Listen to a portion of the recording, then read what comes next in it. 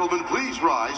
Kindly remove all hats to honor U.S. Army Staff Sergeant Ryan Hill, U.S. Marine vet of Operation Iraqi Freedom, Sergeant Thomas Warfel, U.S. Marine Corps Lance Corporal James Gary Brady, and joint organist Frank Pellico, and soloist Jim Cornelison for the singing of our national anthem.